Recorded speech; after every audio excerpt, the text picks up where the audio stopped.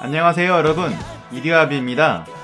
이번 영상은 세슈마루와 이누야샤 형제의 특집으로 전작 이누야샤와 극장판 천하패도의 검에서 나온 내용을 바탕으로 제작해보았습니다. 여기서 언급하게 될 투아왕, 루나 여왕은 팬네임으로 정식 명칭이 아니지만 편하게 부르기 위해 이 명칭을 사용하도록 하겠습니다. 주제는 다음과 같은데요. 투아왕의 행적에 대해서 알아보고 세슈마루와 이누야샤가 전작에서 느꼈을 아버지에 대한 생각, 그리고 두 형제의 서로에 대한 인식의 변화와 공통점에 대해서 다루어 보았습니다. 그들의 시작은 세슈마루가 사춘기로 추정되었을 시간으로 거슬러 올라가는데요. 세슈마루의 아버지 투아왕은 갑자기 인간을 사랑하고 그가 사랑한 인간 여자 이자요이는 덜컥 투아왕의 아이를 가지게 됩니다. 간혹 투아왕이 정신인 루나 여왕을 두고 바람핀 것이 아니냐 하는 분들도 계실 텐데, 이들은 인간이 아닌 요괴로 사람의 기준을 적용하기 어려우며 동물의 세계는 다양한 모습으로 교미를 합니다. 요괴는 좀 더 원초적인 동물에 가까울 수 있으며 거기에 사고를 가진 존재라 보면 되겠죠. 그렇기에 그런 투아왕을 두고 루나 여왕은 자신을 두고 다른 여자를 구하다 저 세상으로 가버린 투아왕에게 별다른 감정을 보이지 않았고 그가 남긴 유언을 잘 수행해 주었죠. 암튼 다시 본론으로 돌아와서 투아왕은 유쿠츠세이와의 전투에서 끝내 죽이진 못하고 봉인하였으나 이 과정에서 죽음의 일을 큰 부상을 입게 되었습니다. 죽음이 얼마 남지 않은 그에게 세 가지 고민이 생기게 됩니다. 첫 번째는 곧 자신이 사랑한 인간 여자인 이자요이에게서 반유로 태어날 자신의 자식이 인간의 피가 섞인 몸으로 엄청난 자신의 대요괴의 피를 감당할 수 있을까 걱정하였습니다. 한편 투아왕과 루나 여왕 사이에서 태어난 세슈마루는 대요괴인 게이쪽 사이에서 태어난 만큼 강한 힘을 지녀 그 순수혈통의 긍지를 가지고 있었고, 그는 언젠가 존경하는 아버지와 겨루어 넘어서는 것을 최우선 목표로 삼아 강한만을 추구하는 패도의 길을 걷고자 하였습니다. 여기서 투아왕의 두 번째 고민이 생기게 되는데, 그는 세슈마루의 강함에 대해서 충분히 인정하고 있었으나 이때의 세슈마루는 철부지 사춘기 소년에 불과하여 인연은 없는 강한만을 추구하는 것에 대해 곧 죽게 될 자신을 뛰어넘는 것에 대한 목표가 없어질 세슈마루가 혹여나 잘못된 길로 들어서지 않을까 걱정하였고, 더 이상 자신의 그림자를 쫓지 않고 스스로의 길을 찾아 자립하길 바랬습니다. 마지막으로 세 번째 고민은 자신이 가진 명계의 힘을 지닌 검, 총훈아.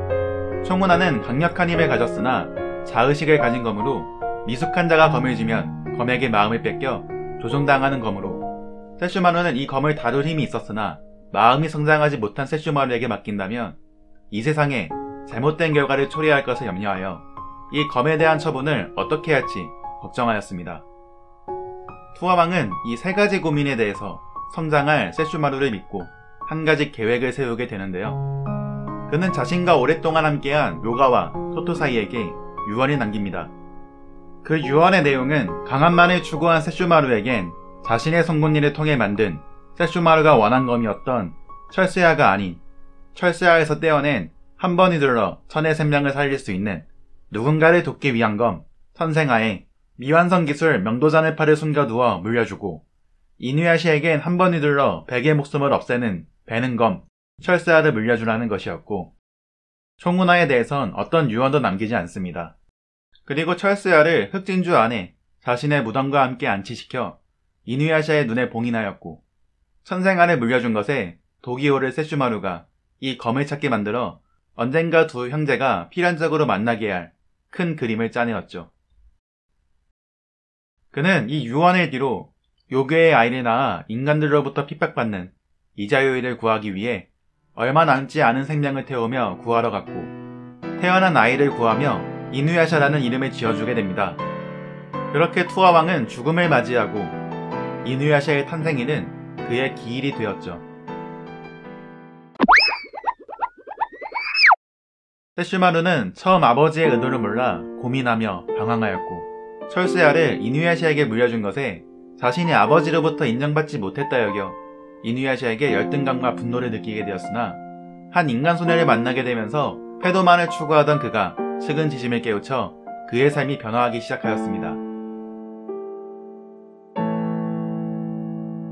아버지가 남긴 철수야는 대요괴인 아버지의 요괴의 피로부터 이누야샤를 지키기 위한 검이었다는 진실을 그는 알게 되어 자신을 인정하지 않았다는 오해가 풀리게 되었고, 아버지가 그린 큰 그림대로 이누야샤를 지켜내는 모습을 보여주었죠.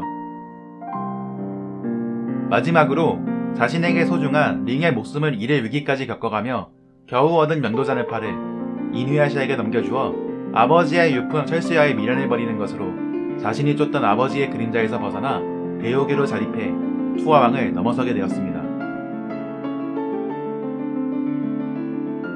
아버지의 결정에 의문을 품고 투화왕의 생각을 짐작할 수 없던 세슈마루는 아버지와 같은 모습을 보여주며 성장하게 되는데요. 자케는 세슈마루님의 생각을 알면 내가 이 고생을 하겠냐 말하기도 하였고, 코아쿠 또한 그러했죠.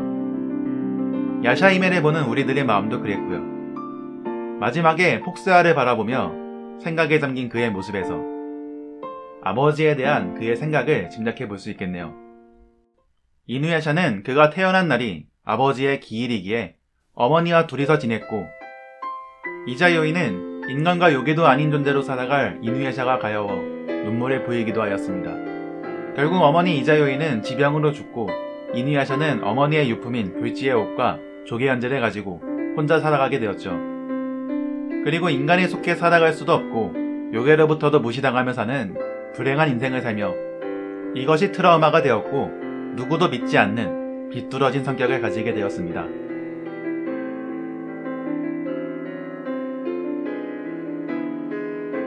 그렇기에 이누야샤는 자신이 반유로 태어난 것을 원망하였고 완전한 요괴가 되길 바랬으며, 아버지에 대한 기억은 없었지만 아버지란 존재에 대해서 좋은 감정을 가질 리는 없었겠죠. 하지만 자신의 눈에서 자신을 위해 남겨둔 유품 철수야의 존재를 알게 되었고, 자신을 반유 이누야샤라는 존재 그 자체로 사랑해준 인간 소녀 가영이와 믿음직한 동료들을 만나며 자신이 반유로서 태어난 것에 감사함을 가지게 됩니다. 덕분에 널 죽일 수 있어! 날 반유로 낳아주신 어머님께 감사해!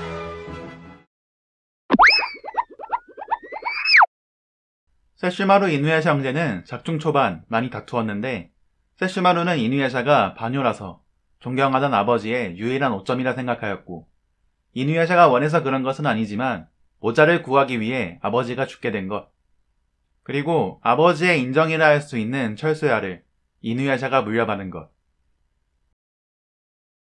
그리고 효네코족과의 싸움에서 인간 여자에 한심하게 봉인된 것을 알게 되어 이누야샤를 좋지 않게 봐왔고, 이누야샤의 입장에선 얼굴도 모르는 아버지에게 반유로 태어나 고통을 겪으며 살아왔는데, 자신이 되고 싶었던 완전한 요괴로 부족함 없이 살 것 같은 녀석이 돌아가신 어머니의 모습으로 고인 능욕 사기극을 벌이며 자신의 눈가를 건드렸고, 아버지에게 사랑받은 기억 따윈 전혀 없었지만 아버지가 자신에게 남겨준 유일한 유품 철수야를 노리고 사사건건 시비를 걸어오는 세슈마루에게 좋은 감정을 가질 리가 없었죠. 하지만 후에 아버지가 남긴 것들을 모두 자신이 얻은 것 같은 느낌에 미안함을 느끼기도 합니다. 두 형제는 서로를 결정적으로 죽일 수 있는 기회가 있었지만 그러지 않았고, 결국은 아버지가 원한 대로 동료가 되어 총우나 문제를 해결하고 공통의 적인 나라그를 치워냈습니다. 세슈마루에게 이누야샤란 손이 많이 가지만 그렇다고 내버려둘 순 없는 찔찔이 동생, 이누야샤에게 세슈마루는 완벽하고 재수없지만 자신이 위험에 처하면 다소 거친 방법이지만 도와주는 믿음직스런 형이라 볼 수 있겠네요. 그리고 이들은 자신들의 가족사에 누군가가 끼어들기를 극도로 꺼리는데요. 초반에야 철수야에 대한 것이 집안 문제인 줄 몰랐지만 토토 사이를 만나며 집안이 얽힌 문제인 것을 안 이누야샤는 세슈마루를 상대함에 있어 자신이 부족함에도 동료들이 돕는 걸 거절하고, 세슈마루 또한 이누야샤가 철수야의 정통 계승자로서 자격이 있는지 시험하는데, 나락이 이를 방해하여 이누야샤를 없애려 하자 이를 저지하였죠. 이를 통해 역사에서 왕위 다툼에 다른 외세를 끌어들여 망한 국가가 여럿 있듯이 이들은 자신의 가족에 대한 문제를 스스로 해결하려는 모습을 통해 게이 쪽이 근본 있는 대요괴 집안이란 것을 알 수 있는 부분이 되겠네요. 마지막으로 형제 아니랄까봐 상당히 비슷한 부분들이 여럿 있는데요. 첫 번째로 성격이죠. 둘 다 상당히 츤데레이고 자존심이 센데, 예를 들면 이누야샤는 인간을 돕는 일이 사원의 구슬 조각을 모으는 것과 관련 없는 일이라며 툴툴대지만 도와주며 걱정하였고, 미륵이 가영이 앞에서 활약하자 자극받아서 바로 뛰쳐나가 멋있는 모습을 보이려 하였죠. 야, 미륵! 너 혼자서 멋있는 척하지 마! 알았어? 세슈마루는 링이 납치되자 그깟 개를 구하기 위해 움직일 거라 생각하냐며 츤츤대지만 곧바로 나락의 냄새를 쫓아 성으로 쳐들어갔고, 나락을 해치울 기회를 맞았음에도 링이 위험해지자 링을 구하러 갑니다. 이때 이후로 나락은 세슈마루를 크게 건드리지 않았는데, 세슈마루는 자신을 건방지게 흡수하려 했던 나락을 없애는 순간까지 쫓아다니게 되었죠. 링을 건드린 이유도 있긴 하지만요. 네 녀석은 누구지? 그러는 너야말로 누구지? 마지막으로 그들이 사랑한 존재인데요. 이누야샤는 가영이의 하드캐리로 자신이 뽑지 못했던 철새알을 얻게 되었고, 그 모습을 본 세슈마루는 자극받아 링이라는 인간소녀를 데리고 다니게 됩니다. 결국 둘 모두 인간소녀와의 만남으로 이누야샤는 자신이 싫어하던 반유의 모습을 인정하고, 세슈마루는 대요계로 자립하여 성장하는 계기가 되었었죠. 근데 재밌는 건 진엔지가 말한 링에 대한 모습인데, 링을 본 진엔지는 가영이와 같은 비슷한 인상을 받았었죠. 그렇기에 두 형제의 취향은 똑같은, 결혼적으로 아버지처럼 인간 여자를 사랑한 두 형제의 모습을 볼 수 있죠. 자, 이번 준비한 영상은 여기까지며, 슬슬 이누야샤의 시점에서 보기 영상을 준비할 때가 온 것 같군요. 그럼 구독과 좋아요, 알림 설정 부탁드리며 다음에 봐요. 안녕!